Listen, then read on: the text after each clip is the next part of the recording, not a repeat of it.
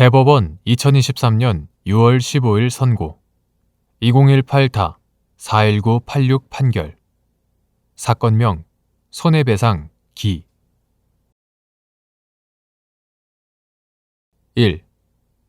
제조업체가 위법한 쟁의 행위로 조업을 하지 못함으로써 입은 고정비용 상당 손해의 배상을 구하기 위하여 증명하여야 할 사항 및 이때 간접 반증이 없는 한 생산된 제품이 판매되어 제조업체가 매출이익을 얻고 생산에 지출된 고정비용을 회수할 수 있다고 추정되는지 여부. 적극.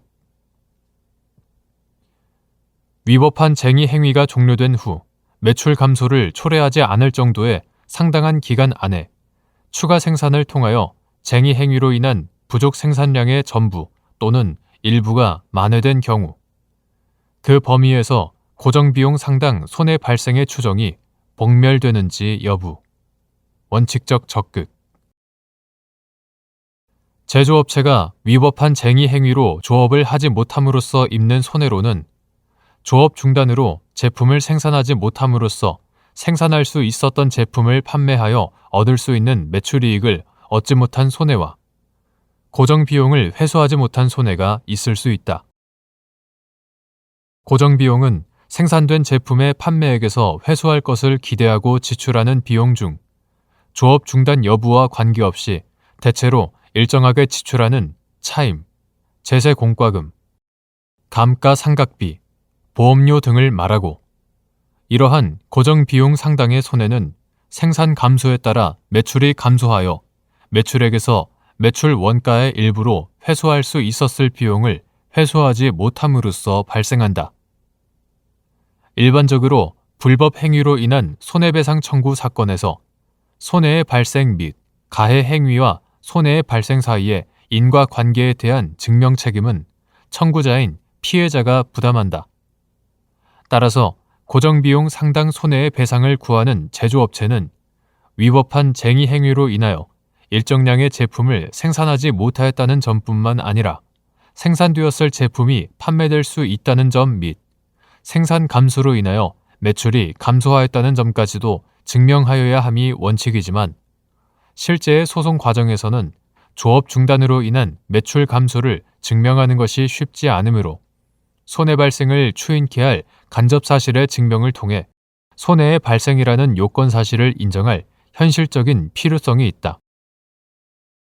이에 대법원은 정상적으로 조업이 이루어지는 제조업체에서 제품을 생산하였다면 적어도 지출한 고정비용 이상의 매출액을 얻었을 것이라는 경험칙에 터잡아 제품이 이른바 적자 제품이라거나 불황 또는 제품의 결함 등으로 판매 가능성이 없다는 등의 특별한 사정에 간접 반증이 없는 한 생산된 제품이 판매되어 제조업체가 이로 인한 매출이익을 얻고 또 생산에 지출된 고정비용을 매출 원가의 일부로 회수할 수 있다고 추정함이 상당하다고 판시하여 손해배상 청구권자의 증명 부담을 다소 완화하여 왔다.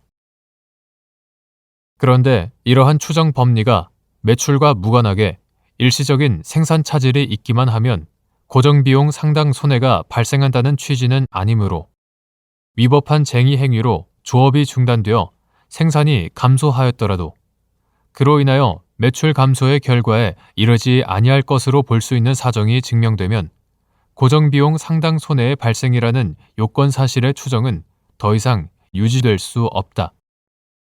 따라서 위법한 쟁의 행위가 종료된 후 제품의 특성, 생산 및 판매 방식 등에 비추어 매출 감소를 초래하지 않을 정도의 상당한 기간 안에 추가 생산을 통하여 쟁의 행위로 인한 부족 생산량의 전부 또는 일부가 만회되었다면 특별한 사정이 없는 한 그 범위에서는 조업 중단으로 인한 매출 감소 및 그에 따른 고정비용 상당 손해의 발생을 인정하기 어렵다.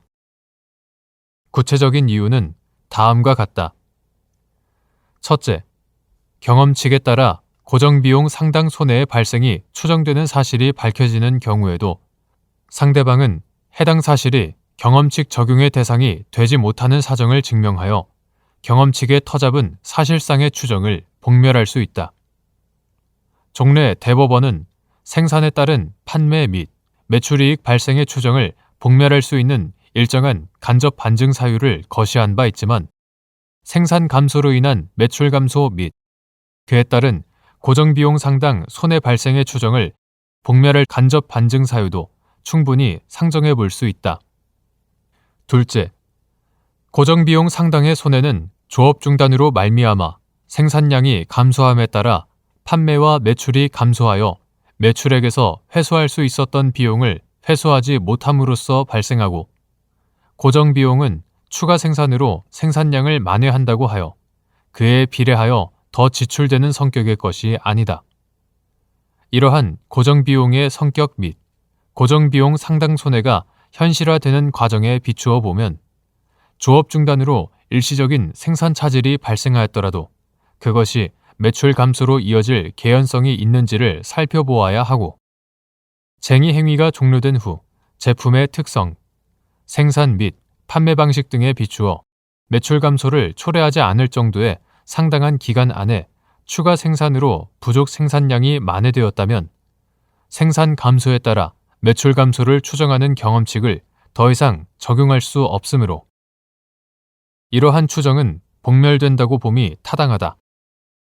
다만 이에 대하여 제조업체는 생산량 회복이 쟁의 행위로 인한 부족 생산량을 만회하기 위한 것이 아니라 그와 무관한 다른 요인에 의하여 이루어졌다는 사정 등을 증명함으로써 다시 추정 법리가 유지되도록 할 수 있을 것이다. 셋째, 계속적으로 이루어지는 기업의 생산 활동에서 쟁의 행위 기간까지의 생산과 그 후의 생산을 준별할 근거가 없고, 현대화된 기업 환경에서 제조업체는 대개 시설 고장이나 단전 등 다양한 변수에 대응하여 생산 차질에 불구하고 생산량을 탄력적으로 회복할 수 있는 생산 관리 체계, 추가 근로 체계의 정비나 생산 속도의 조절 등 생산 관리 체계를 구축하여 유기적으로 생산 활동을 수행한다. 또한 자동차와 같이 예약 판매 방식으로 판매되거나 제조업체가 시장 지배적 사업자의 지위에 있는 경우 생산이 다소 지연되더라도 매출 감소로 이어지지 않을 개연성이 있다. 따라서 쟁의 행위가 종료되고 근로자들의 참여로 쟁의 행위로 인한 부족 생산량의 전부 또는 일부가 만회되면 그 전체를 살펴 손해 발생 여부를 판단하여야 하고, 쟁의 행위 종료 후 적시에 생산량을 만회함으로써 매출에 영향을 미치지 않을 개연성이 있는 경우 법원으로서는 근로자에게 그러한 사정에 대하여 증명할 기회를 부여하는 등 필요한 심리를 하여야 한다. 넷째, 신의칙 또는 손해부담의 공평이라는 손해배상 제도의 이념에 비추어 불법 행위의 피해자에게는 손해의 확대를 방지하거나 감경하기 위하여 노력할 일반적인 의무가 있다. 위와 같은 생산량의 회복은 제3자의 불법 행위로 조업이 중단된 사안에서와 달리 손해를 경감하려는 사용자의 적절하고 합리적인 노력에 근로자들의 협력과 노동이 함께 더하여짐으로써 달성되는 것이므로 이를 오로지 사용자의 노력으로 손해가 회복된 것이라고 볼 수 없다.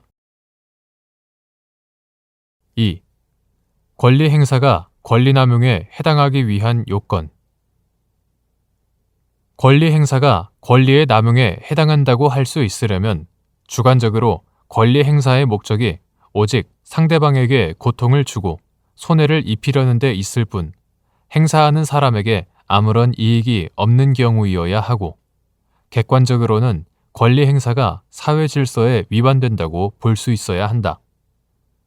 이와 같은 경우에 해당하지 않는 한 비록 권리의 행사에 의하여 권리 행사자가 얻는 이익보다 상대방이 입을 손해가 현저히 크다고 하여도 그러한 사정만으로는 이를 권리남용이라 할 수 없다.